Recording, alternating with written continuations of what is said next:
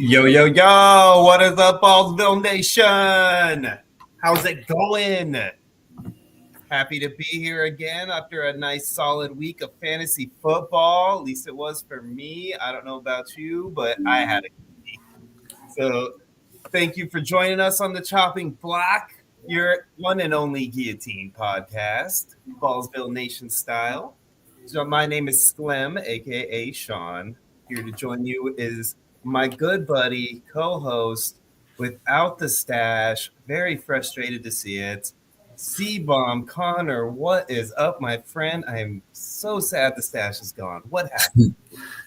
Yeah, I had to shave it for a wedding this past week, so I drew it out as long as I could, and then I shaved it. The wedding party would understand, bro. That was like such an epic stash. You can't just shave it. I can grow it back pretty fast, so I'll have it back by like next week. So, yeah. Again, you had to bring that up.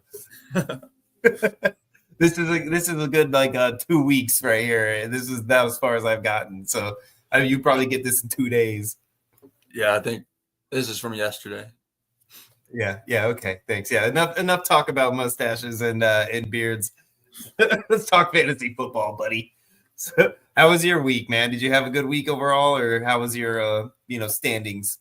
Yeah, pretty good overall. I had a couple leads. I think I lost in one of my dynasties by like 3 points, and another one by like another 3 points or something, like 5 points or something like that. And so a couple close games, but overall I had a pretty good record. My redraft went better than usual. My redraft have been slacking this year, but this week is pretty good. So, and still in the guillotines. So yeah, I noticed that. Not to say I'm rooting against you, but I'm rooting against you. I was hoping that there's only the one league, man. Like both the leagues. So I don't know if any of y'all noticed this, but out of the 3 leagues that we do guillotine in, like basically by the end of Sunday, 2 leagues were pretty much locked down. Like who was losing? Like it was obvious. Nobody else had to worry. Like it was pretty much smooth sailing for the rest of the squads. So our league, that the only one I'm left in, and that Connor is also one of the 3 he's still in, that was the only one that had a question mark. And of course, it had to be me at the question mark spot. In that one league I have left, I was being eliminated in triathlon. Spoiler alert, I'm eliminated in triathlon. So that's one of the eliminations I had to deal with this week. I did not want to lose only guillotine league left.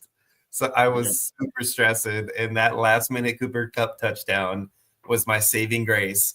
And I was telling my girl. You would have been gone without it, right? You would have been gone without it, right?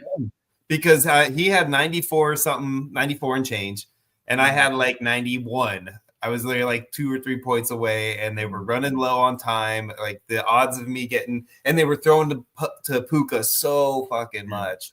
That I was like, dude, like I'm not even gonna get these like 2 points or 3 points I need, Sure enough, man, I seen him rip that ball up the seam, and I watched Cooper off the line, and I was like, that is going to Kupp. And he catches it. I didn't even need the touchdown. I didn't even mind if he got tackled short. I just needed the catch with the yardage. I was golden.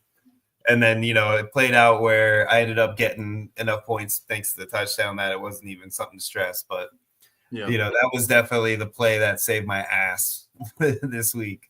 Yeah, so. I was that's the same lead that we're talking about. I was coming up close on that one too. Like I needed 12 or 13 points out of Lamar and Zay Flowers, and then the first quarter happened and Zay Flowers had 0 points and Lamar had like 5 yards passing, and I was like, ooh, it might be a little closer, but he turned it up after that. So yeah, it did start out definitely not looking good for you, the way that they were, playing in the first half, but they turned it on in the second half, and Chargers being Chargers football right there, it's pretty much the same thing that every Chargers fan has watched, is a super solid first half and a super horrible second half. Pretty much explains their entire history over the last 2 decades.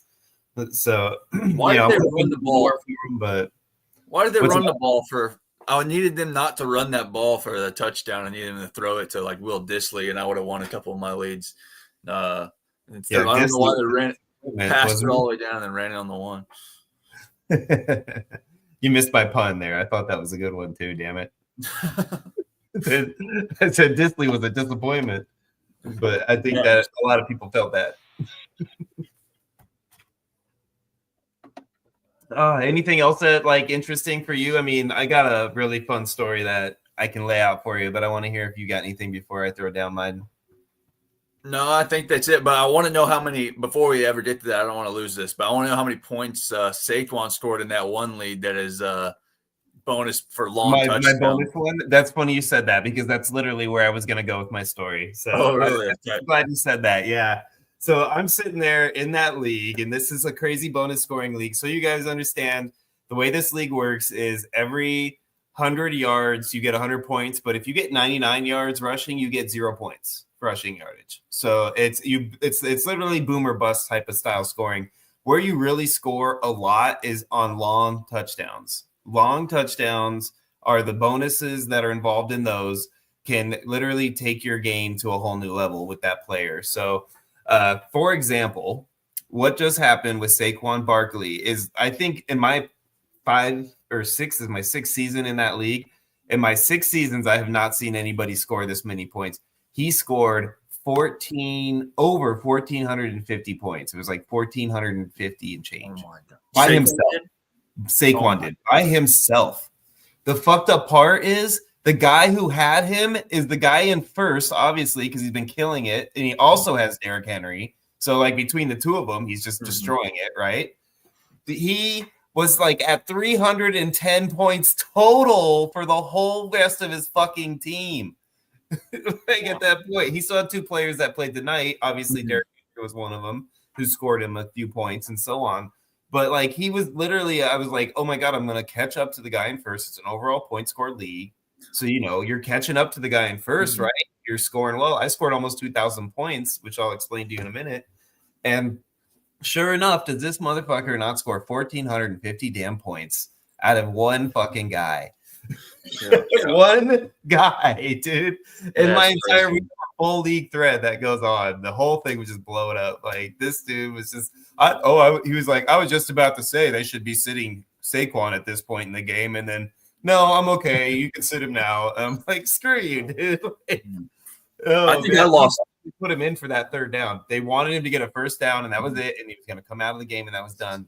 That was a 71-yarder, right? That was the next play. Yeah, that was that second one that he broke for a touchdown. That was literally the last play Saquon was going to play that game, regardless of the outcome. That was the last play he was playing. He just happened to break it for 71 fucking yards. Yeah, I lost a couple of games on that too. So yeah, right. So the one that got me though, right? This is where my fun story comes into play that I love to tell you guys right now. And by the way, before I get started here, I want to say thank you, Cheeky and Zoobs. It's good to see you guys again. You guys are literally our like most staunch regulars on this show. So we really, really appreciate y'all showing up. And anytime y'all want to jump in, you guys know how to get in on this. You can come in at any time and be a part of an episode or a segment or whatever you want, because you guys are welcome to join our club. You are part of the Ballsville fam. So that being said, I want to get into this. This is great. So my quarterback in that league is Jaden Daniels. And, he's had a few, down games over the last couple of weeks. And I've been kind of talking about it on the pod about how are you concerned about Jaden Daniels, rookie wall, this and that, all these things. So I was obviously concerned for 3 quarters and about 13 minutes, right? You know what I mean? Like it was another showing, just like what we've seen for the last 3 weeks. And I was super frustrated. And I'm sitting there and I have about like 700-800 points total throughout like all my teams because Texans defense did me okay. My kicker did me okay, yada, yada, yada, right? By the way, kickers score way too many points in that league. It's a whole nother ball of wax to go over. But so I'm sitting there watching that game because I have, Terry McLaurin as well that I recently traded Chase Brown for, which I kind of know I gave up a better player, but I needed to get that third receiver position a little more solidified after a previous trade. So it worked out well. Plus I had Pacheco coming back. You can only start 2 running backs. So I'm happy with Connor and Pacheco, and I don't need Brown, right? So I trade him for McLaurin thinking I get that double whammy if I get a long touchdown to McLaurin. That's awesome. Lo and behold, does that not fucking happen over the craziest shit you have ever seen? Like Washington has got that shit for them. If they did not miss that extra point, I thoroughly believe they were going to win that game in overtime. Like Yeah. If it wasn't for Seibert having like some sort of weird moment that he just shanked the shit out of that kick, it would have been like one of those games again for Washington. And people be saying the same thing about Washington that they said after the Hail Mary, that like this team has that it factor and right?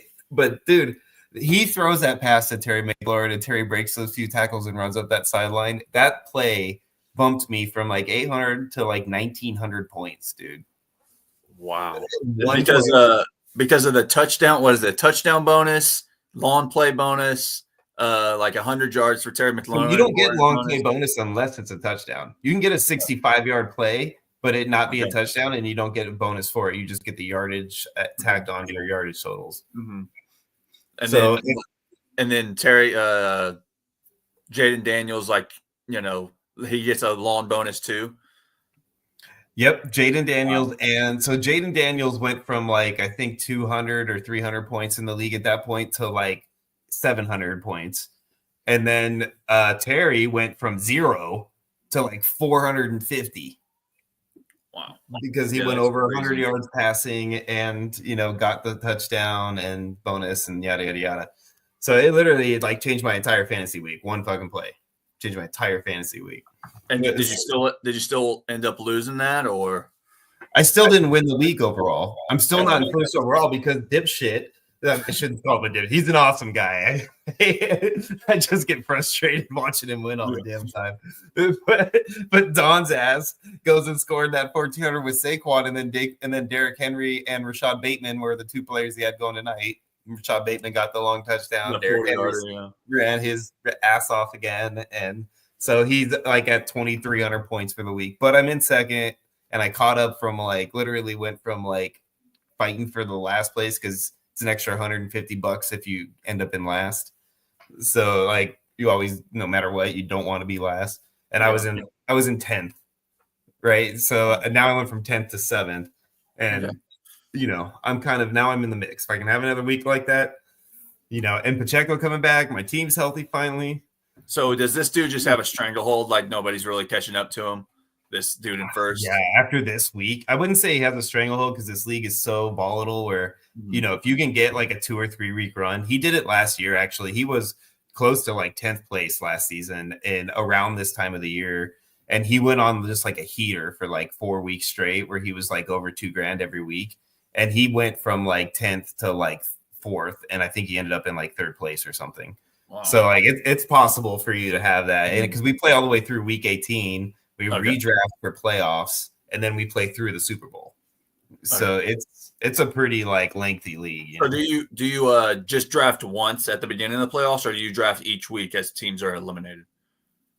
And during the playoffs, we draft once before the playoffs start. So everybody who doesn't make the playoffs, all those players go back into the pool, and then we do another draft, and we add a bunch of bench spots because like you get guys that are like 3rd and 4th strings because we run out of teams. So you're playing like, your 3rd receiver. You play like 3 Chiefs receivers if they're in the Super Bowl, and that's the only ones you got left, So, some people have minimum rosters by then too. You might only have like 3 people left playing in the Super Bowl by the time you get there if you don't draft right during the playoffs.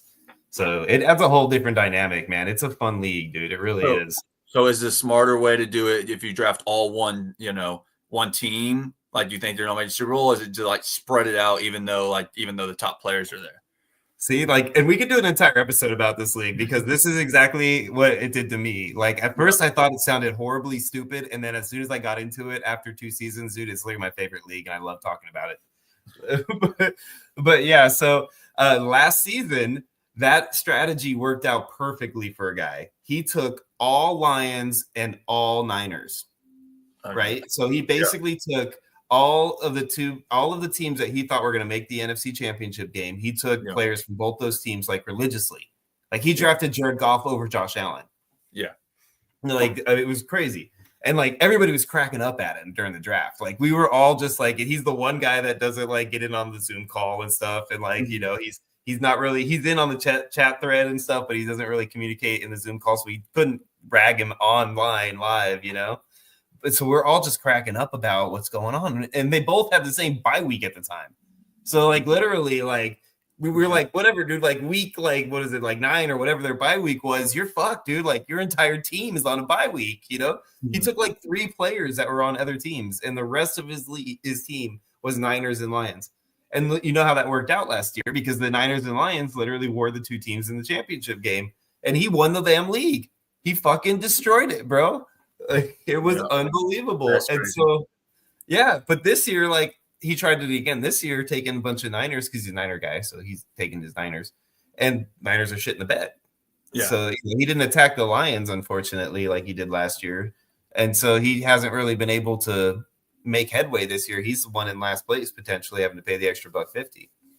So I mean, 1 year makes a huge difference, right? For sure. So he did that. So he didn't do that at the beginning of the playoffs. He did that at the beginning of the year and then played it through. Yeah, he drafted start of the season, all Lions, all Niners, with the exception of like 3 players. And like one of them was on the Ravens, you know, who did well. And like, so like he had like good other players. And throughout the year, you know, he made some pickups and drops on his bench to be able to cover his bye week, where he had at least a starting lineup for his bye weeks.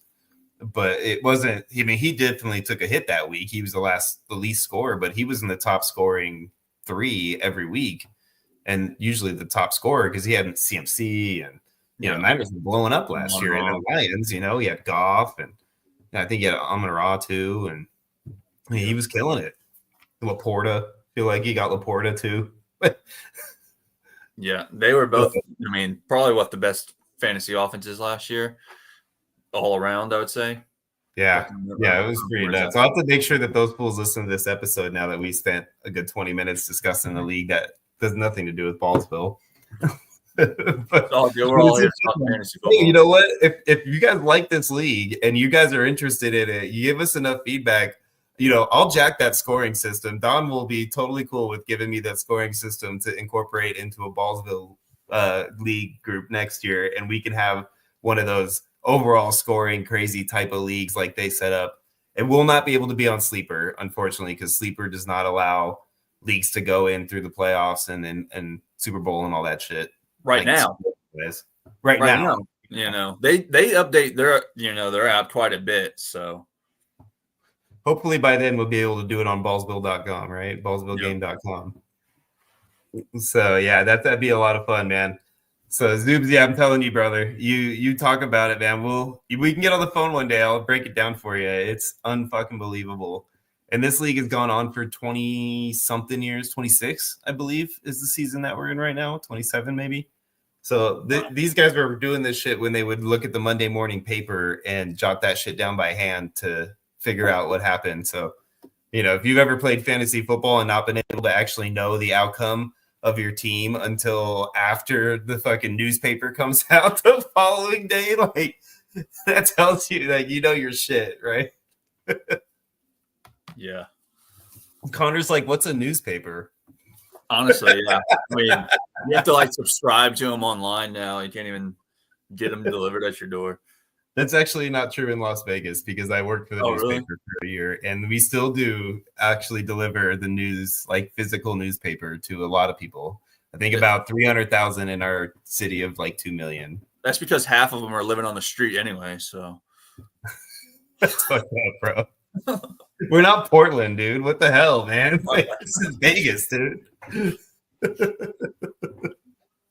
This city was built by the mob, bro. We don't just let people like do whatever the fuck they want here.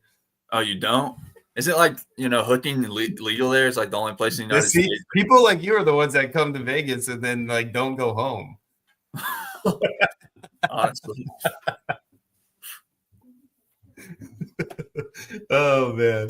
All right, so we've talked enough about some random crap right now, so let's get into like some guillotine stuff here, guys. So this is a pretty intense week right here. Week 12 is always kind of where it really like starts to go cray. And so this is like really, really fun stuff that happened this week, except for 2 leagues. Yeah, there's a lot of low scoring in the guillotines compared to the last couple of weeks. There was, dude, like I wouldn't say a lot of low scoring. There was just like a lot of like couple of teams that had like just unbelievably low scoring weeks. Yeah, and I think it was those teams that got hit with bye weeks. We're going to find out when we look. I think it was even well. I mean, my scores compared to this week compared to the last like 2 to 3, have like since we changed the roster. Like Okay, looked like you almost fell down there for a second. no, flicked up my computer, but pissing me off. No, once as we changed the roster, composition or whatever, the scoring has drastically went up. But I felt like this week it didn't. It went back down to like when we had one less roster spot. I mean, Well, I honestly think because week 12 was earmarked, in my opinion, and it has nothing to do with just the Bills being on bye this week. But this week was earmarked, in my opinion, as the hardest week for fantasy by week wise for me. And it might be because of the Bills, because I have a lot of Bills players. But yeah, it felt like week 12 was like a lot of good fucking players were on bye. Yeah, I think I agree. I mean, there's a lot of teams, like you said, the Bills, the Falcons that have had, Bengals, that have had Chase, the Saints. I mean, Kamara has been a league winner so far, and Taysom Hill has been killing it. Some people playing him in their tight end spots, and yeah, I think, but like even regardless of that, I think there's a couple teams that failed to break 70, and we haven't seen that since. I think there's multiple teams, not just one. And each league that failed to break 70, or maybe it's in the same league. I don't know exactly, but I mean, we haven't seen that in a while. I mean, the last 2 to 3 weeks, our, third team of the week has been just over 90 or right around 90. Right. So, yeah. They don't smell nearly as bad now. Right. Yeah. I mean, geez, this week definitely played out differently, man. Like gosh, I really want to get into this. So I'm going to pull this up because we're going to start with the 18 heads in a duffel bag league.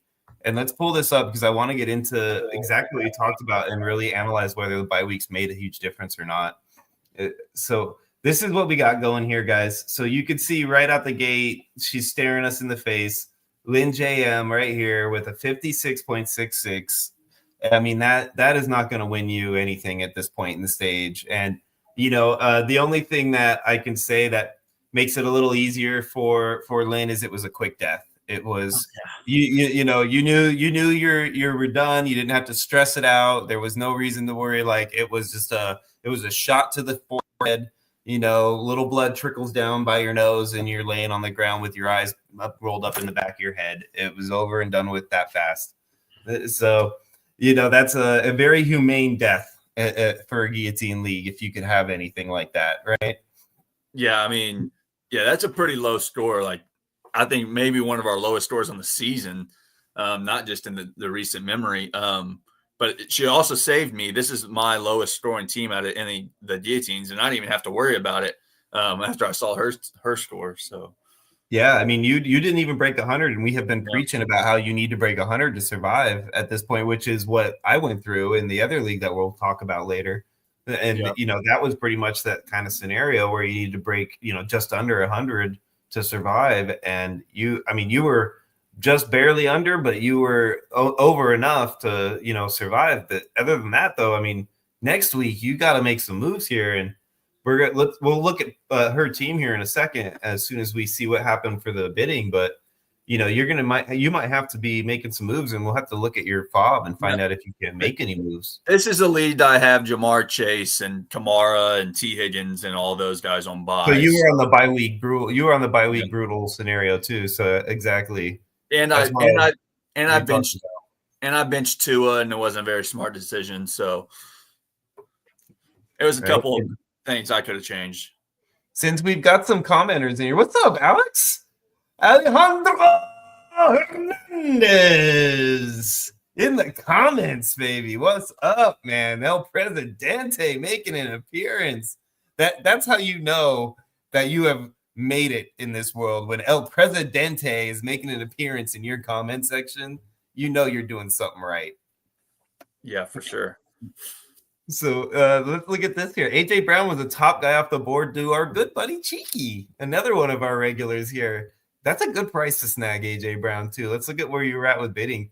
Well, you just outbid our boy Connor here too. Connor, how much do you have left?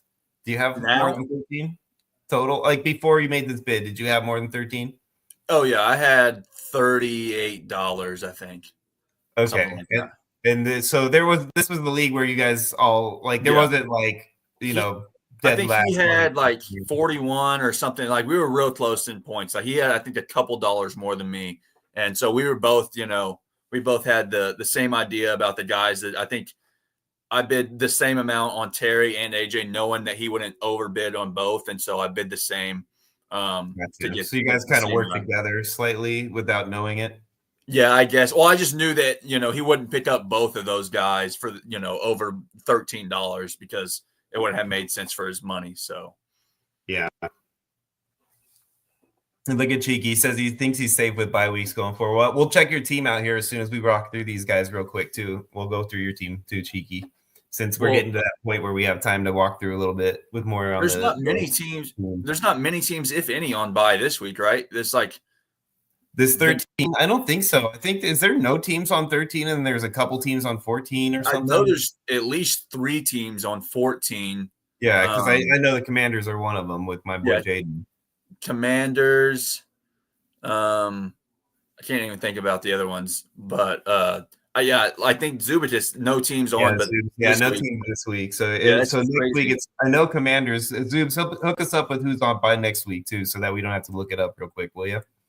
But I know that on week 14, we've got Ravens and Denver also. So we got Ravens, Denver, and Washington all on bye coming in week 14.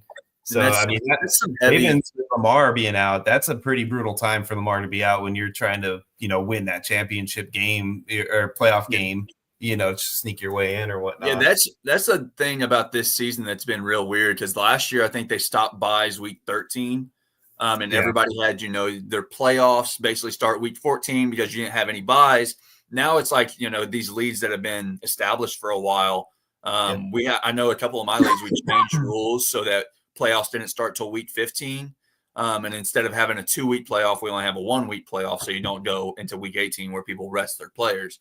And usually you have a 2-week final or whatever. So I don't like the change. I don't know if many people that play fantasy like that change because of what it does to the fantasy playoffs, because you either only have a 1-week final, or you go into week 18, or you begin your playoffs during when there's still bye weeks going, which doesn't help anybody. So, yeah, I mean, I'm a firm believer. We've talked about this. I'm a firm believer in going to an 18 game schedule and having 2 weeks about early mid-season, 2 weeks mid-late season, that all teams are on a bye for 2. Half the league 1 week, half the league the next week, half the league the league that got the second week the first time, they worked the first week the second time, so on, whatever, and like you work it that way. And then that way, because like for fantasy purposes, that we're all going to be screwed for those 2 weeks, but it's going to be across the board.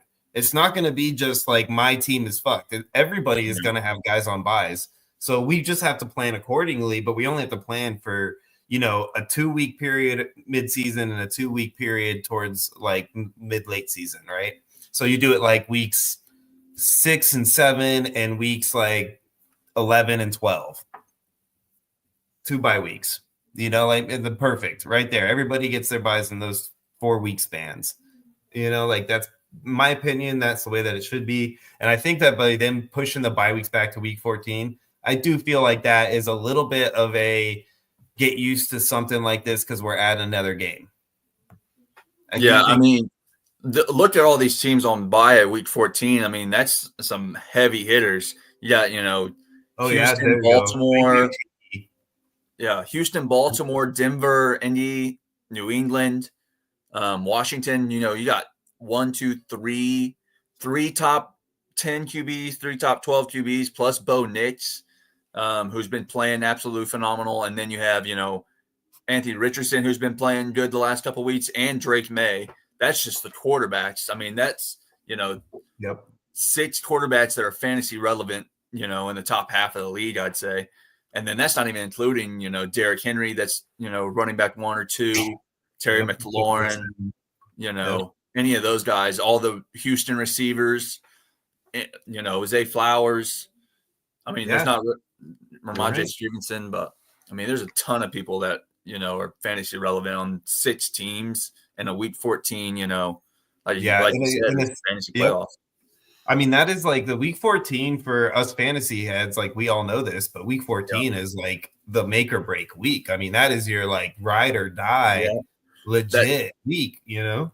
That's when, I think that's is that the week? No, I think it's week 15 now. I think Underdog changed it, but I think last year, it might still be this year, Underdog goes into their fantasy playoffs. Like, you're all the rest of your scores don't even matter up to week 14. Oh, that's And ridiculous. then week 15, you're resetting and you're in your own league, and whoever, uh, has the best score goes to the next round. But I think they set it back this year into week 15. I have to double check that though. They should. I mean, especially with the bye week thing happening. Yeah. Like if there's playoffs going on week 14, like your commissioner needs to be smacked in the face for putting you in that position. Like they should have adjusted the league if it was set that way prior or something, because there's no way that it should ever be at that point. I mean, we have a 14 team league. We talked about doing an 8-man playoff. You're in it. Mm-hmm. The auction league that we did, like Trevor and me had a discussion on the phone about adding playoffs and stuff, but it's hard because like you add another 2 teams to the playoffs, you're looking at a week 14 playoff game now. Yeah, that's what I was saying. Like there's so many things, because a lot of leagues want 2-week finals too, and you can't really do that with more than 6 teams and make it in between 14 and week 18, because nobody wants to play week 18 because the one seeds usually rest their players, and all the people that are tanking usually don't care about anything else besides the pick by then. Yeah. And so you're screwed. I mean, we saw that with the Giants-Eagles game a couple of years ago. They didn't even play Jalen Hurts. They played their backup or whatever, and it's like, Well, and the worst part about that shit is that they'll be super fucking coy about it, and they'll play them, and they'll say they're gonna play, and then they'll play for like 2 drives, and then they'll sit them, and it's like, well, then why the hell were you being so coy? The game means nothing. Why be coy? Like, what is the point? You know what I mean? You're not gaining anything by acting like that. Because I don't know what the actual rules are, but I think the Eagles got fined for that, like fined for tanking or whatever. I don't know what the actual stipulation is, but I mean, if that's the case, the Patriots should have been fined up the ass for multiple years. Oh yeah, because they sat multiple players for weeks. Are you actually complaining about the Patriots not getting league favorability here? Like, I think I've always been complaining about that. I mean, Deflategate, duh. Exactly. I don't think the league even cares about what the Patriots do. So, oh yeah, the league let the Patriots do whatever they want when they have Tom Brady. Now that Tom Brady's gone, like the Patriots ain't getting crap. It's the Chiefs that are getting all the love. Thankfully they're not cheating, at least that we know of. Yeah. But all right, let's move on to Terry though. So Terry went for 13, which he went to you. My guess is. So it looks like Cheeky just made the decision that he wanted AJ over Terry and didn't put a bid in on Terry, which I think that worked out well for you based on that last play. That worked out well for me. So it was a good buy for you at that point. Absolutely, probably saved your butt in this week based on where your score was, huh? Maybe not. You only had 56. So yeah, you were okay either way. Yeah, probably. I was fine. I wish I didn't make this. I wish I didn't combine these next 2 moves. It's not that I made a bad move per se, but I wish I would have, only picked up one of these receivers. I just wasn't sure how many receivers Cheeky was going to pick up. And so I was like, I'll bid on another guy. And I ended up getting both, which I'm not too upset about, but I would have liked to kept that $8 and kept Cooper instead, Yeah. I mean, to be honest with you, yeah, I think the same thing. And I don't like that you dropped Laporta to get Terry either. I feel like your drops, I know that we're at a point. I know that. I'm not saying that. You probably have a deep roster, so I'm not trying to hate on that. Laporta hasn't done anything. I mean, what did he score? Did he score okay this week? 3, I didn't even see his. I think it's like 3 points again. I mean, 4. Yeah, he did. He had 4.9. So, I mean, and he really has had like 2, maybe 3 games where you're like, yeah, I want him on my roster. But besides that, I was like, I need a receiver that I can play. I would rather. It's kind of one of those things too, where you're like, if he's on your bench, it's hard to sit him. So it's like, I just want to get rid of him so I don't have to have that decision. Yeah. Like, I get what you're saying there. So yeah, I don't hate it as much looking at that, scoring breakdown. You got Cheeky picking up AR for $7, dropping Jordan Whittington. That definitely is a good swap out for sure. Brian Robinson got picked up for $6. I'm hoping he's healthy moving forward. I mean, Eckler looked like he got the worst end of the injury bug there. I mean, geez Louise, that poor guy got smashed on that last return. Yeah. Eckler injury didn't look good. I don't know if Brian Robinson is going to be lingering at all, but I don't like the TJ Hawkinson drop. I would rather have TJ Hawkinson than Laporta, but especially after what he did this week. But besides that, I mean, I like the Brian Robinson pickup. I would have rather dropped, Kareem Hunt, which he did the next spot. But. Yeah, to pick up James, which I think that's a good pickup. I know James didn't do a lot this week, but that's not like the norm for him for the season. So I don't think it's going to continue. Yeah, that was just a down week for him. Seattle just came out to play this week. Arizona did not. So. Yeah, it looks like the next closest bid was $3 too. So that Jimmy got a good price there for him. So yeah, Chase Brown went for $3 too. I think that's crazy little like kind of scenario to think about too, because I know James Conner has the name, and like the consistency that comes along with that name, but Chase Brown, man, he looks good, dude. And he's getting the major share of the touches on a team that's constantly down. So they're always trying to score. I mean, I think for the $3 difference, I think I'd rather go with Chase. He was just on bye. So, I think that's the major reason that why. makes a big difference. Yep. Makes a big difference. But I think Trevor came out on top a little bit with that pickup. Not to say that Jimmy got a bad pickup either. Yeah. I don't think he did either. I'm not hating on the $6 for Connor. I just like that Chase Brown went for $3. If you had the roster depth to be able to carry him through this week, then that's a solid pickup. And see, I would rather have, Garrett Wilson at $2 or $1 than I would George Pickens. Garrett Wilson for $1 too. I mean, he got them both too. So I mean, that's a solid upgrade for him on both sides. Although Brian Thomas for Garrett Wilson, I think, is close to a wash-ish, depending on how things work out with this whole Aaron Rodgers, yeah, maybe so. But maybe if Aaron gets benched, like there's all these reports that could happen, which I don't actually put a lot into, but there's always stuff around Aaron that doesn't really make sense. He's not going to play next year. I mean, I don't see any reason to try to win games this year. But why would you put in Tyrod Aaron anymore?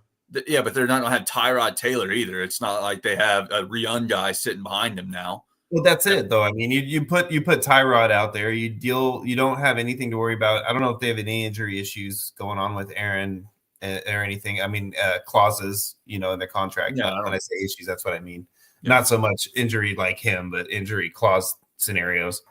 So I don't know if that's in play at all. But Tyrod, I'll tell you, man, Tyrod is the perfect guy to put in that team right now to settle them, to be able to at least play, competitive football. Because I don't give a shit who you are, dude.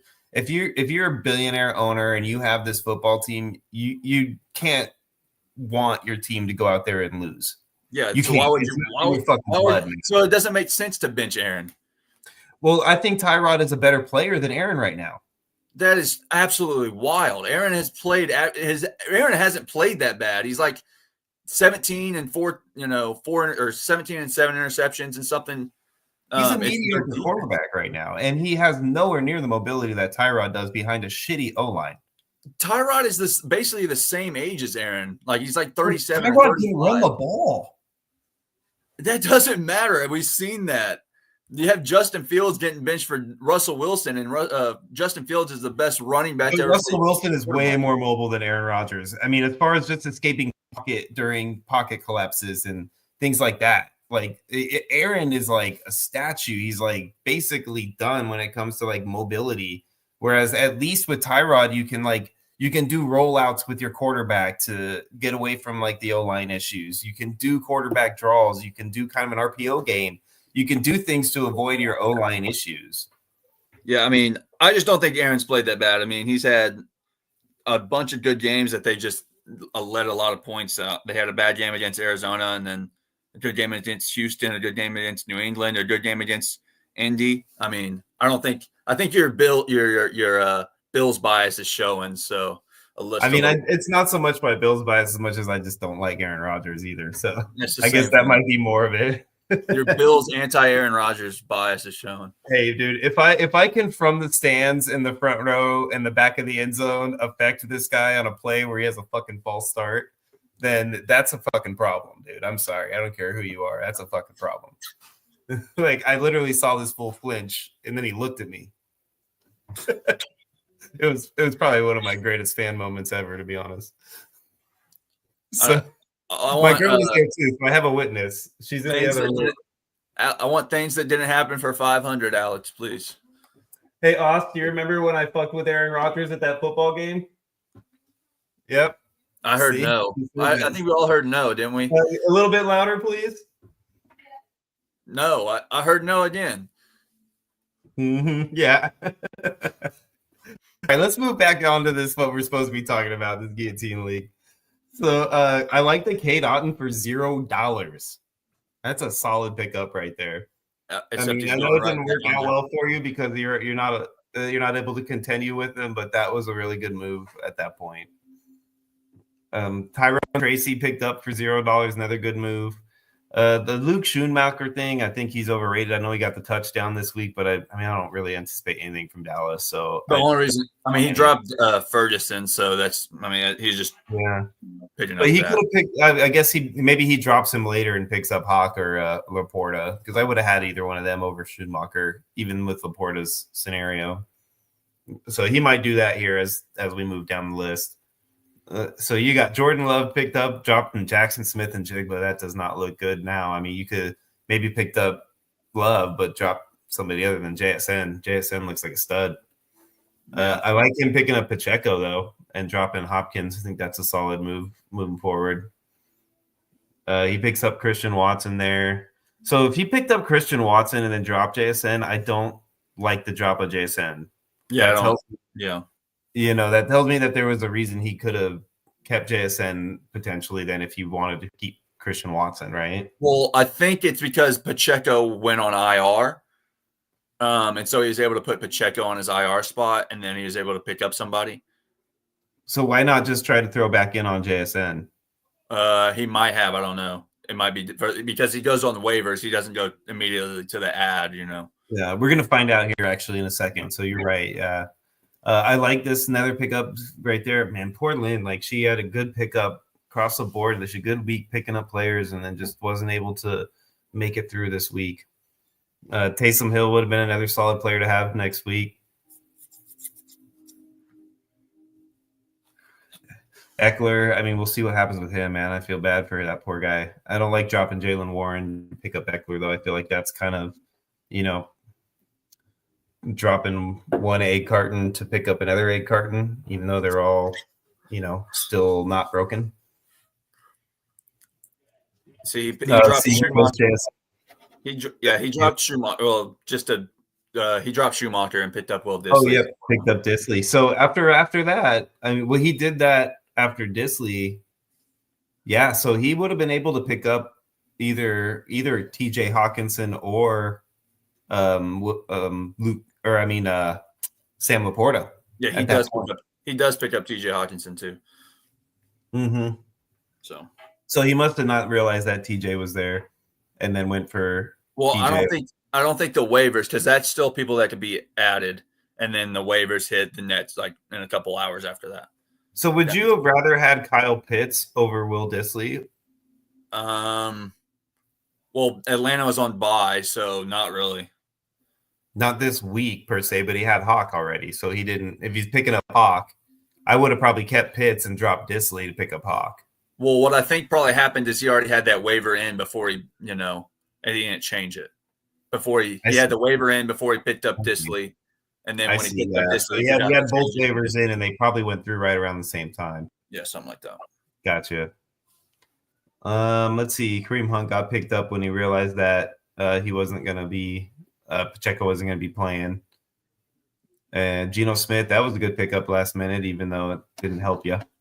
So that was all that happened in that league as far as pickups. Let's go look at Purdy Sturdy squad. And by the way, before we do this, I'm going to go ahead and announce it now because it's really starting to smell and I just can't help myself. I'm going to have to spray some of this around because it is stinky up in here with this turdy squad score at 56.6. Welcome to the Turd Team of the Week Club, Lynn J.M. I'm so sorry to say you are the lowest score of the week, which I'm pretty sure you knew by around 4 p.m. on Sunday afternoon. Maybe even before that. Probably before that, but absolutely by then it was guaranteed. Turd Team of the Week. Man, thank God I had some Febreze because it is stinky up in here. And I know it was bye-week stink. I know it's bye-week stink, so you got a little bit more of a pass than most of these turd teams. So let's look at the starting roster. Obviously, this is not the best roster because of bye weeks. You got Gino, Ramondre, Najee, Juwan Jennings. That's a solid player moving forward if Purdy comes back. Debo, Bowers, Marvin Harrison Jr., who is one we should talk about here in a second. Cade Otton, Matthew Stafford, Taysom Hill, Brock Purdy. So there was the problem there was the Brock Purdy injury hurt a lot. Tony Pollard, Breece Hall, Bijan Robinson, both on a bye. So that is exactly it right there. When you've got your two top running backs on bye week at the same time, it can be a devastating thing in guillotine leagues. And then QJ sitting there at the bottom, Mr. Stonehands, dropping a wide open pass that would have made a whole huge difference in that game. Not one, not two, not even three. I think he had 4 drops that game. Oy vey. He might have dropped his way to the unemployment line. Yeah, I mean, he was terrible. I mean, that's what I thought about him all season, but I didn't think he would drop 4. I think it was 2 on one drive or 3 on one drive, and then he dropped a pass or 2 the drive before that. So it's brutal. Yeah. I know Zoobs, you guys got lots of injuries, but it was mostly defensive guys and you're like 4th receiver. So there's really not a lot to talk about on the fantasy pod, but it does suck for the Lions guys out there. Just so you know, too, Zoobsies, I will be at the Lions-Bills game in a couple of weeks. So that is going to be something that I'm very excited about. And if I'm on a pod with you guys on a Monday night, and most likely will be in Detroit still at that point. And who knows the type of inebriation that will be associated with that chopping block episode. It will be a fun one. Connor might have to host, and I'll just sit there, the drunken fool, chiming in from time to time. Oh, man. But so basically, dude, let's talk a little bit out of this, like about Marvin Harrison, because I have been very disappointed in Marvin Harrison so far this year. And you know, this game was a bad game for them in general as a team. So I don't want to go 100% on this game. But do you think that he's like somebody you're confident starting like weekly? Or are you playing him at this point? But because of where he was drafted, I think you still have to start him. I know it doesn't matter much, but he's your 3rd round draft choice, 2nd round draft choice in Superflex. And so because of that, you probably don't have a lot of depth at receiver, because that's probably your receiver 1, maybe your receiver 2. So, you know, starting 3 receivers, starting 2 receivers, I'm still probably playing them at the flex. I'm more comfortable playing them than a lot of guys. He's had some pop weeks. He just hasn't done consistently what we all thought he was going to do. So it's mostly that offense though. That offense has been very inconsistent. They've played, you know, like world beaters a couple of weeks, and then they played like this a couple of weeks. So it's not just him. I don't want to just, you know, say he's been playing bad, although, you know, week 1 they had a good week and he played bad. But besides that, I don't think he's had any like down weeks where they had up weeks. But yeah, I would still feel, you know, a little uneasy starting him, but I'm putting him in my starting lineup over most of the guys that you probably have on your roster where you took him. No, I feel you. So as far as guillotine goes, percentage-wise, 15% of your FOB do you put on him? 10%? I put maybe with the money we have left, just going $1. Yep. See, and that's why I try to use percentages so that you don't have to throw out a specific dollar amount. Well, it's just like you because you're still in this league. But it's like if you have $1 left, you know, I don't want to put. You can't put 15% of. It's most of these if teams. you have $1 left, do you spend that last dollar on Marvin Harrison? Probably not. Not with the team he has, or he'll be in my waiver order. He might be like 6th in my waiver order because you don't know who you're going to get with $1. But he's going to be on the list for sure. But he's not. He's going to be a guy that you will put $1 on out of your list of guys. Yeah. So okay, so I see where you're at there. So he's not completely, zero bid, hope you get him guy. He's, if you have the money, you're going to put a little bit to try to get him. He's your guy that you want on your roster for the best ball portion, is how I'll put it. Right. And let's take a quick gander at his schedule real quick before we move on from him, just to see what his next matchups are going to be. So he's got Minnesota, Seattle again, which obviously that doesn't look like a good matchup like it did before. Yeah, those 2 weeks he has really bad matchups, but after that, he could go. I mean, a couple of great ones, to be honest. New England, Carolina, and Rams, and even though the Rams are a decent team, their secondary has been terrible, so that's not a bad matchup for him at that point. I don't even know if you're playing into week 17, actually. Are we playing into week 17 in these leagues? I'm trying to remember now. For best ball, right? I think we are, right? We play.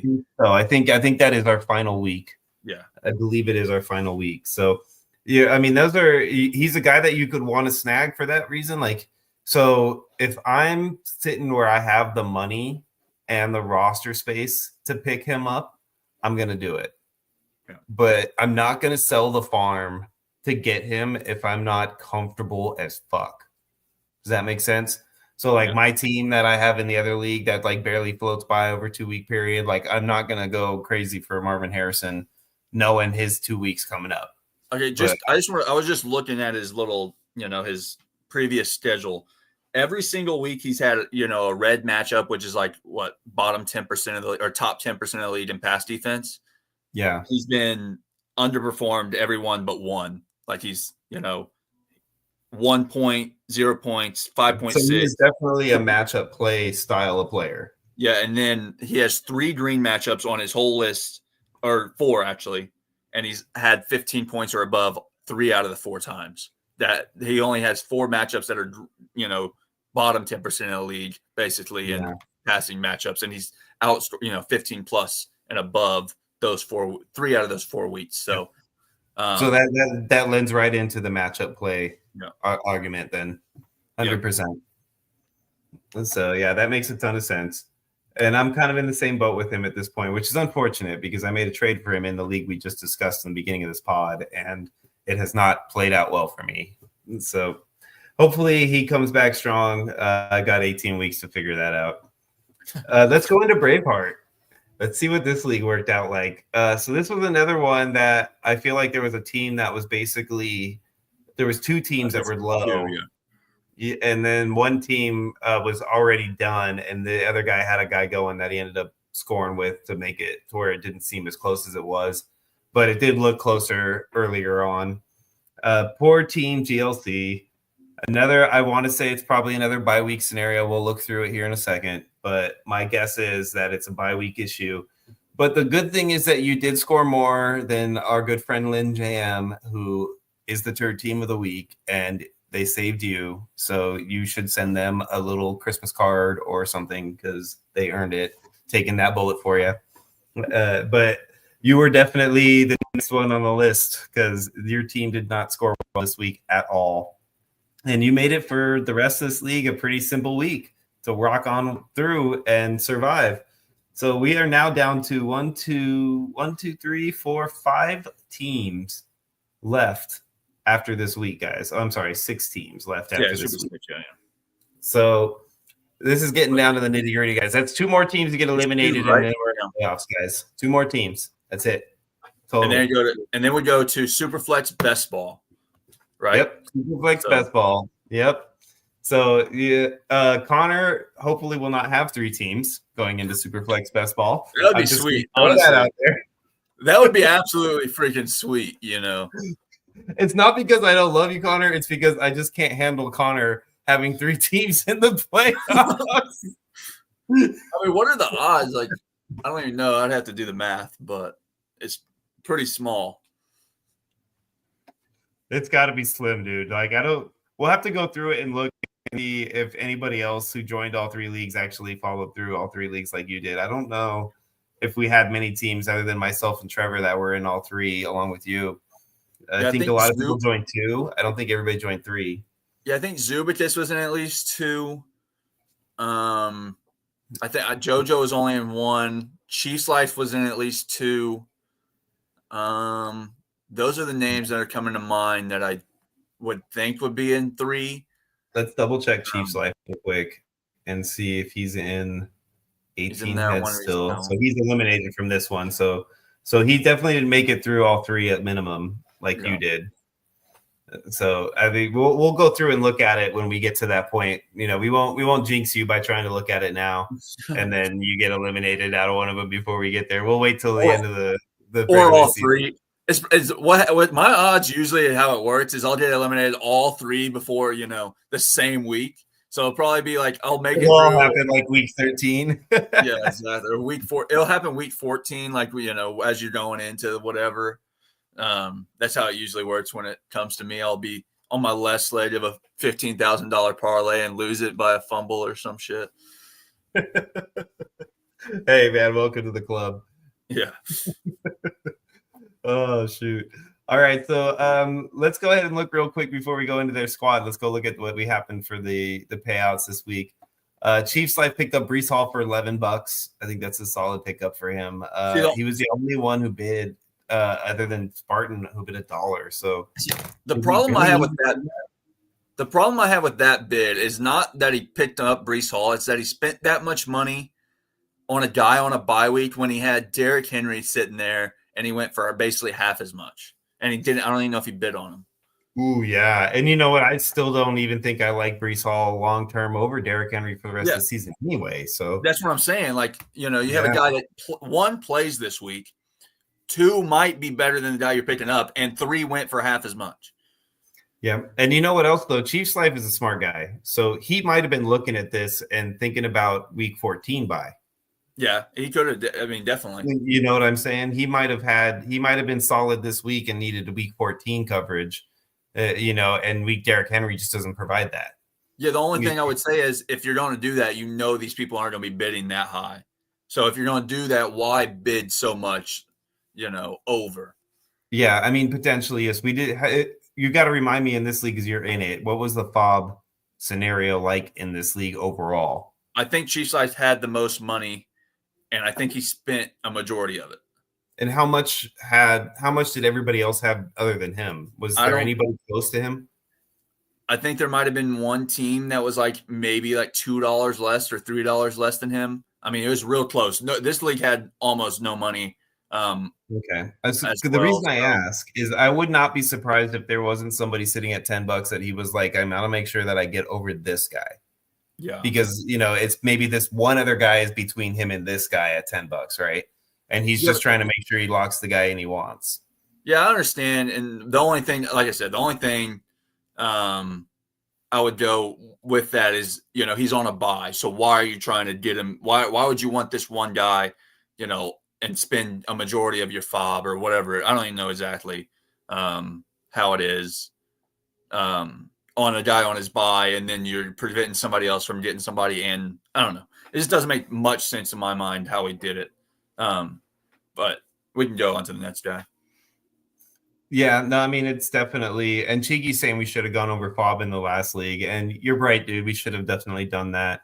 And I would jump back, but we've kind of gone on tangents quite a bit here, and I don't want to take too much time. We're already at an hour, so we got to move through 2 more leagues still. Otherwise, I would jump back and go and look through it. But we're getting to the point now where we're going to be able to really scan through all that stuff a little bit more specifically as we get down to less teams. So we'll do that again next week. I'm sorry, Cheeky. Jameson went for $7 on the next pickup. I don't like that he dropped Tony, but Tony wasn't doing great until this week. He was doing good, but not great. So it still kind of sucks to see it happen. Derrick Henry got picked up for $6. And you gotta love that.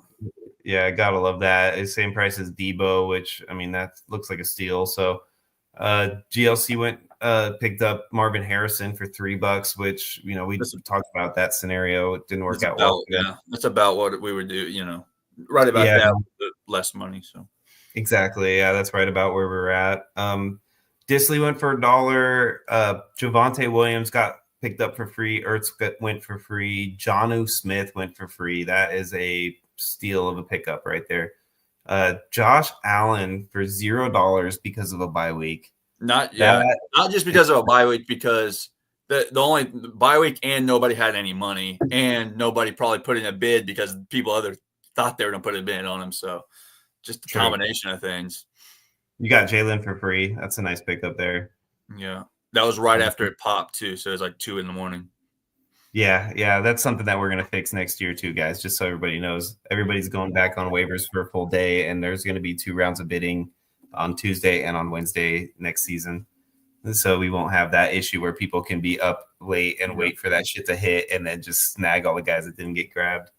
Yeah, it's a little unfair to the people on the East Coast because they're, it's 3 a.m. there and then it's 2 a.m. here, but it's only midnight on the West Coast. So. Yeah, I mean, I'm just so y'all know, I'm usually asleep. I think 1 week I've been up, and that was it. Most of the time I'm passed out. So the next, Tony Pollard got picked back up right there, which was a good pickup for cash.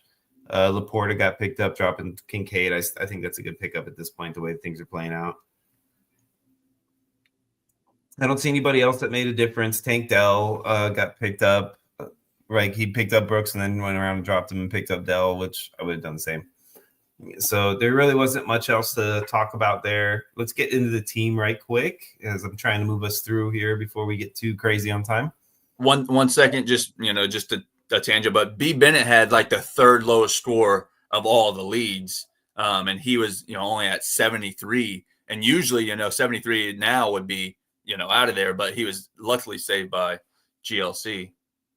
Yeah, exactly. So hopefully B. Bennett has the money to make some moves, or he's going to be struggling next week, unless he had bye week problems too. Yeah, bye week problems. That could be a problem, or it could be an issue easily. So Kyler Murray, Ken Walker, Kyron Williams, Marvin Harrison, Jaden Reed, Brock Bowers, Brian Robinson, and Ramondre Stevenson. So it wasn't even a bye week issue. It was just a lot of underperforming, like just one of those. Not a bad team. I mean, Bowers underperformed a lot. Kyron, Murray. Yeah. I mean, he had a decent squad, and that's not even his bench too. So exactly, yeah. So that's just a really crappy situation to happen to you at the worst time.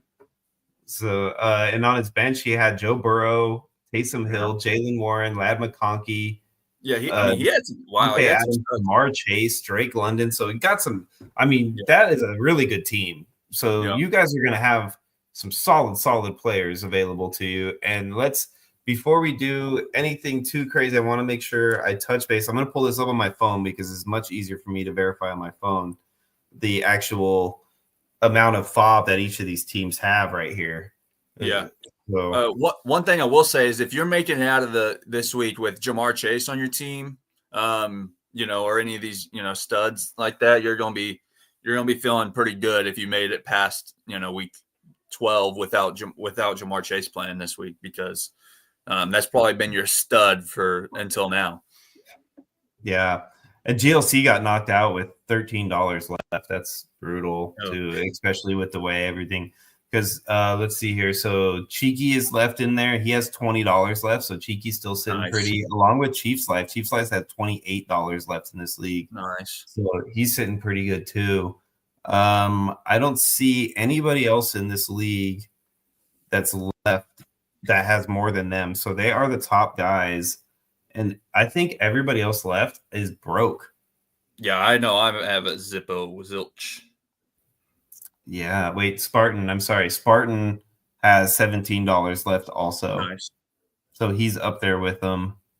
But yeah, everybody else is broke that's left in this league. So those guys are going to have the opportunity to snag some really good players, man, for some good prices right now.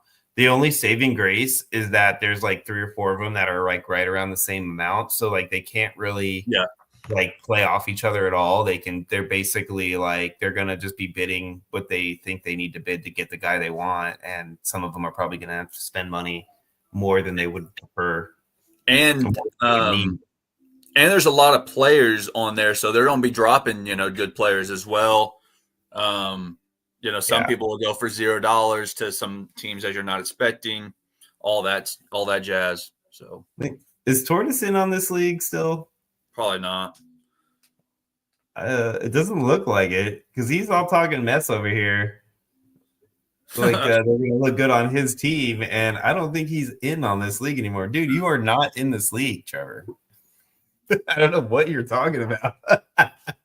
Maybe the one that we're about to talk about, which is the one league that I know both me and you are still in. And this is our Sleepy Hollow League. This is the league that I was puckered up all evening on Sunday, praying that I would get the 2 points I needed. And thank God Cooper Kupp got a late touchdown. But it saved my patootie. I am not going to lie.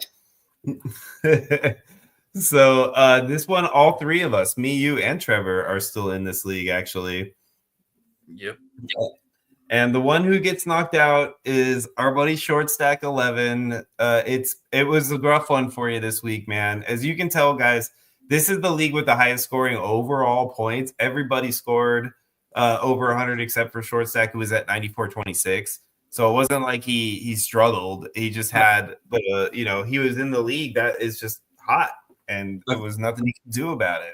I think this was the closest bunch together because I know there were some higher scoring teams in the other leagues. I know TB's at like 166, but I know there's a 170 in the other ones.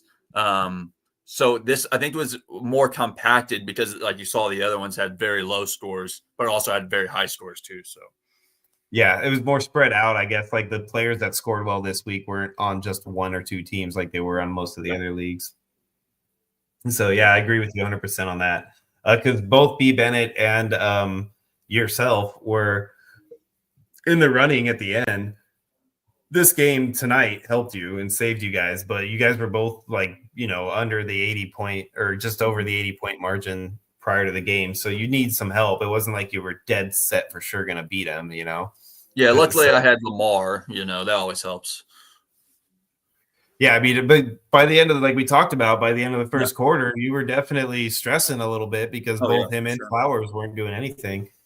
So it definitely was one of those, scenarios that it wasn't as far away as it looks like it was. I was locked in before Sunday, so I didn't have anything to worry about come tonight. I will say this is probably my least favorite team that's still going, even though it scored the highest out of all my teams. It's just I have Lamar. And I have, Travis Kelce, who are my first two picks. But besides that, I have a bunch of guys that I've filled in. And they're good players. But, once you you need great players. And so I'm like, this is the one I'm nervous about out of all of them. Yeah. And you don't have any money either, right? So you can't buy your way into getting a couple of solid players or anything. See, like my other ones, I think I have Jamar Chase and I have, Kamara. I have like Barkley or whoever and all these in the other two. But in this one, I have Lamar and Travis Kelce, who Travis Kelce really hasn't been consistent enough to be, what you wanted at the beginning of the season either. So, yeah. And then, so if you guys don't remember in this league, this was a league where the people that are left in this league have almost no money for the most part. Like myself, I have $5 left. Zoobs has $8 left. And I believe that B. Bennett has $4 and Trevor has $1. Everybody else is out of money. So that is all that is left. Literally, there's a total of like $14 left between the three teams, myself, Trevor, and Zoobs. And that's it. Everybody else is broke. Oh, I'm sorry, B. Bennett as well. So it's very, very close, this league right here. And neither of us are really like able to work off each other because still got B. Bennett, myself, and Zoobs that are all within $4 of each other. And, we can't like work it or anything. Like we both gotta work our own little strategies on our own. We can't work together for anything. So there's no opportunity for anybody to like make sure you're getting a solid guy for $1. You're going to have to bid if you want to get a guy. Luckily for y'all this week, there's no like world beaters out there that there's not going to be a bidding war on. So, Hey, you shut your mouth. We haven't gotten that far yet. We're going to go back through these guys first. I mean, look at the prices on these guys is absolutely insane. I know Derrick Henry going for $5. I mean, I think I put a bid on him for $3. Yeah, and so I mean, this is like the best that everybody could do. Trevor bid his only dollar. Zoobs could have bid more, but he chose not to, so he put $2 on it. And Bennett took him down with $5. Bennett had the most money left at the beginning of this week, so it worked out for him. This was my saving grace right here. This $2 saved my team. If it was for this spending the $2, I'd have been screwed right here. So and I got it over on Trevor just by that $1, which is exactly why I bid $2. So everybody knows I made sure to bid over anybody except for 2 teams, and and it worked out exactly the way I'd hoped. Zoobs, I'm surprised Zoobs didn't bid another $1 or $2 on him. Thankfully, you didn't. I appreciate you, Zoobs. You're my favorite friend. Well, I think Zoobs has a decent ass team, so yeah, he does. He got Chuba Hubbard for $1. I think that was a solid pickup. This really hurts my fucking brain to see that happen again. Javonte Williams doing nothing. Who else bid on him? Was there another bid of $1 and you just beat him, or no? Okay. No, TV just throwing in a $0 because he had nothing. Short stack got Kareem Hunt for $0. Tortoise got Drake London for $0, which really bothered me because I had a $1 bid on him, but because of my other pickup of Cooper. Because of your Javonte pickup? Oh, that sucks. No, it was the Cooper pickup, wasn't it? Well, I mean, no, because it had to have been the Javonte pickup because that was your other $1. Oh, I guess maybe. No, it was the player. It was the player I dropped. Player? Yeah, it was the player I had. I had Cedric Tillman as a drop for both those 2 guys.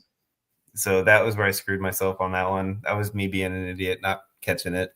Yeah, screw you, Trevor. I know it felt great. He's all throwing felt great in the comments over here. You got Devontae Smith for free. I mean, hopefully he comes back and plays for you. Another one that I put $1 on that I wasn't able to snag for horribly. I mean, it's again, same thing you talked about. It's like the roster depth is hard for me to drop certain players. Rico Dowdle picked up for free. Stafford picked up for free. And Stroud picked up for free. That was a good pickup, I think, even though they're playing like crap. Najee Harris picked up, dropped Tucker Kraft. Jonnu Smith picked up, dropped Pat Freiermuth. Great pickup there. Adam Thielen was picked up or was dropped by short stack. Jamison Williams picked up, dropped Jordan Addison. Gosh, that looks horrible now, doesn't it? And not that it was, you could have done about it then. I mean, I have a lot of Jordan Addison, and I was just like, I'll, throw a limb out there for Jamison Williams, who's had a couple of great weeks. So that was actually a guy that I was like, I went up and down my roster trying to find a way to get him on there, and I could not find the guy to drop to pick him up. So I ended up not going for him, and then I saw you got him, and I was like, yeah. But I mean, like Jordan Addison, while he had a great week, he's not really a guillotine guy. He's not somebody you want there starting for you. So yeah.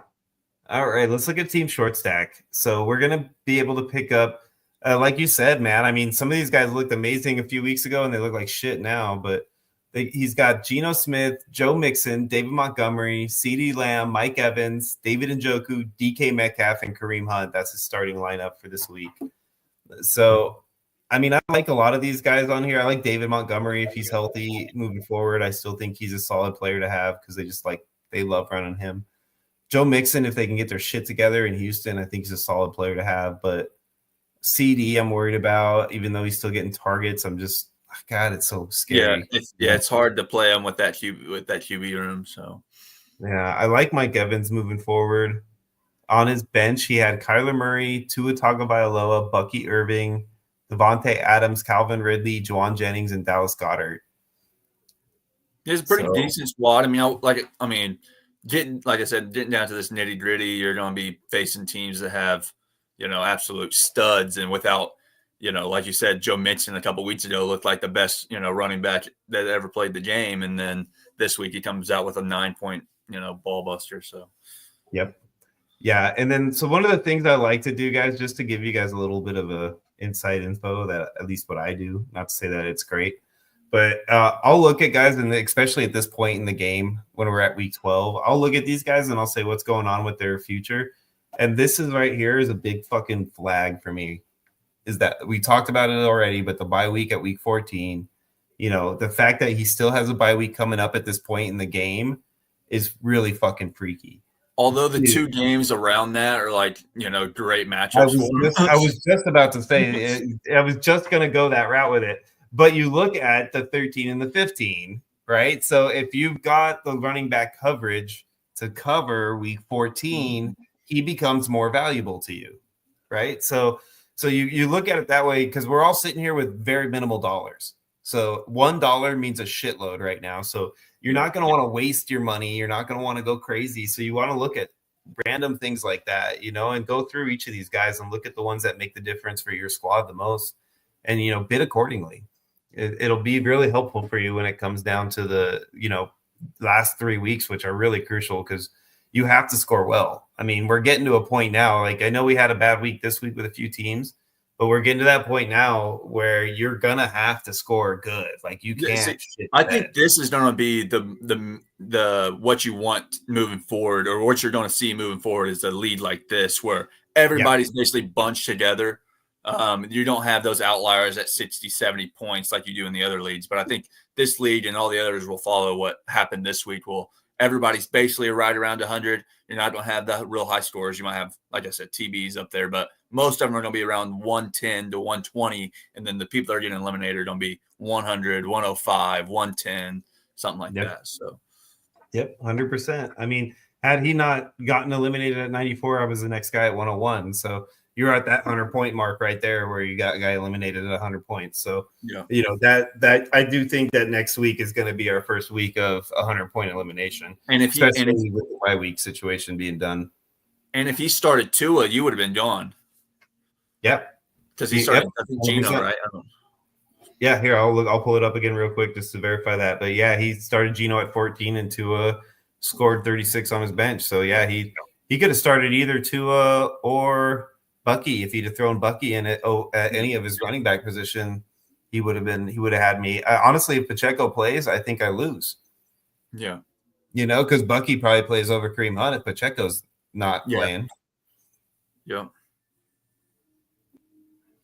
Again, it's just that's the kind of shit that happens. And like, Short Stack had a good squad. He just got stuck in a shit week, and thank God for my team, it saved my ass. Yeah. All right, let's look at before we roll out one more league. Let's go over triathlon.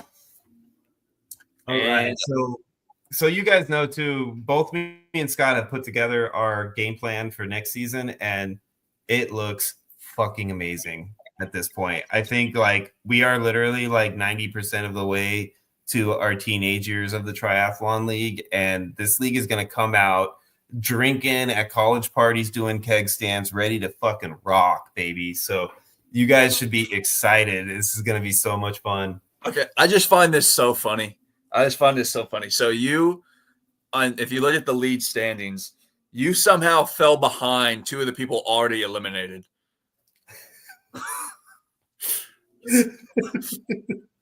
That could make sense. Yep, you're right. Yeah, I can see that. Because they got ties. Oh, that's so great. They got ties and you got both losses. Oh, that's so great. Oh, man. So as you guys can see, I am the third team of this league because I got my ass beat so bad that I dropped below teams that were already eliminated. That's great. That is fucking great. Oh, man. You have to screenshot that. I know, right? That is fucking hilarious, dude. I don't have to screenshot it. It's live for everybody to see. All right, before we go into my debacle of a week, let's roll through. By the way, I needed like a miracle to happen anyway to survive, so it wasn't like it was completely like, this is what really fucked me though, is I ended up getting Josh Allen for $29, and I didn't think I would. I thought somebody else would bid more, and I got him, and then because of that, I didn't get Matthew Stafford, who I really could have used in my super flex spot since I had no second quarterback this week. So that was the big fucking stupid mistake I made, the homer mistake I made going after my guy Josh.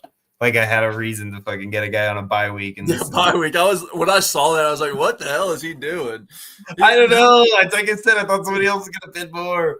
You needed literally everything to go right for you even to continue this week, and you went out and spent like 40% of what you had left on the guy that's not been playing. Hey, bro. I went with my heart. I bid with my heart. I was so confused because I was just like, what is he doing? I was so mad, dude, when I saw that I got it. I was like, I did not expect to get him. Like, the fuck? Oh, dude. And then look, I bid the same exact amount as Scott. So if I bid $1 less, dude, I would have saved myself the agony. Although Matthew Stafford wouldn't have done enough to save me anyway, so it's not like I completely dead, but it is what it is. At least now you guys get to bid for Josh again. CJ Stroud went for $27 at that point. I mean, like, geez, Louise, poor CJ playing bad, huh? Next guy up was Josh Jacobs for $23. So you guys can tell there's a lot more money left in this league. It's going to be a lot different moving forward, but this is a really like unique scenario. So there's guys with a lot of money still. Stafford went for 19 to Scott, which, I mean, come on. And I think he bid the same amount as me again. No, $2 more than me this time. I'm sorry. So that was also very frustrating. You picked up Caleb. And then Terry went for 12 to Scott. Scott got Josh Downs for 12. He got loose. I mean, he must have all his money left. Yeah, I don't think he has any left now. He went crazy. He got Juwan Jennings for 12. Sorry for cussing. Got George Kittle for 11. I picked up Rasheed White for 9. I mean, it was nice to have because I needed an RB, but it didn't really make a shit of difference. Brian Thomas went for $8. Devontae Adams for 6. Calvin Ridley for 3. The rest of the guys, I mean, there's really nobody. Luke Schumacher, Kareem Hunt, Evan Ingram, Tajay Spears, Jameis Winston, Christian Watson. Nobody really worth talking about. Just a lot of random fodder. So, yeah, I mean, it is what it is. It was fun while it lasted. My team went from literally 20th place and survived all the way to here. So I can't be too hateful. But let's go ahead and look at my shit squad and see what you guys get to have fun with. So I've got Patty Mahomes, Rasheed White, Kareem Hunt, George Pickens, Marvin Harrison, Ty Johnson, Darius Slayton, Josh Palmer, Odell Beckham Jr. Now you know why I lost. Josh Allen, Ty Chandler, Chase Brown, Bijan Robinson, Jalen Polk, Dontavion Wicks, and Kyle Pitts. Yeah, unfortunately for you, you picked up some guys like the last couple of weeks that are, great players. Oh, yeah. But I could put all these guys in as starters, and I'd be fucking sad. Yeah, but now it was a little too late with the way we do it. So too little, too late, baby. So that's basically my shit squad that got fucking eliminated. And you guys get to have a lot of fun with them because I know a lot of you have money. Money. All right, this is the other team that got eliminated. Obviously, we're not even going to mention that quarterback because what the fuck does that matter? Saquon Barkley, though, that's a huge fucking option there. Samaj IP Ryan, Demarcus Robinson, Jesus, Lil Jordan Humphreys, Hunter Henry, Debo Samuel, Pat Fryermuth, Robert Woods. Good God. Yeah, I mean, we can see why that team got eliminated. Yeah, and the bench is not any better. Brock Purdy, Miles Sanders, Xavier Hutchinson, Jake Bobo. That's what you should see in 20-team leagues, though. Yeah, that's why he had Groudwin on his bench and Moss. They probably drafted those guys early, starting out. But yeah, so you guys are going to have a lot of fun with my team, and this is going to be your like, oh, I got to pick the trash now. But yeah, so that's going to be an interesting league, though. So that's going to take us down to 12 teams. And then I believe that we go to 8 before the playoffs in this league, right? I think it's 6, right? Is it 6? We do the one extra week. So I don't know. It might be 8. I thought it's 6. Yeah, this setup is going to be so much different than what we're doing next year. So it's going to be a lot better. You guys are really, really, really going to like it. I think we're like, gosh, we're so close to perfecting what we're envisioning with this little baby that we created. So you guys are going to really like it. But yeah, this is going to be a lot of fun. We're going to keep an eye on this guy too moving forward, along with our guillotine leagues. Our guillotine leagues are at that point, guys, where we're going to start seeing some really, really fun action coming up, especially that we're getting to the point where there's so little teams with money, and the teams that have money are the ones that need the help. So they're going to be able to really build their rosters where you could see a team go from like worst to first, like really fast. So it's going to be fun. Yep. Here for it. So good stream. Awesome. So that's gonna do it for our episode tonight, guys. Thank you all for being here. We had a lot of fun with you guys here again for our Week 12 breakdown. Looking forward to Week 13 with the Bills back in action against the Niners. I cannot wait to see my team again after that wonderful game in Kansas City, or against Kansas City, I should say. Join us again tomorrow. We're gonna have our Tuesday episode for the Ballsville pod. Scott will be here with us, and we're gonna do our standard breakdown on all things Ballsville and all of the games that happened this weekend. And hope you guys can join us for that. For myself, Sean, aka Sklem, and my co-host, the C-Bomb, the mustache-less Connor, who will come back next week with a nice big thick stash for us, right? Yes, sir. Awesome. Thank you guys so much for joining us. We'll see you guys next time. Y'all have a good night. Later.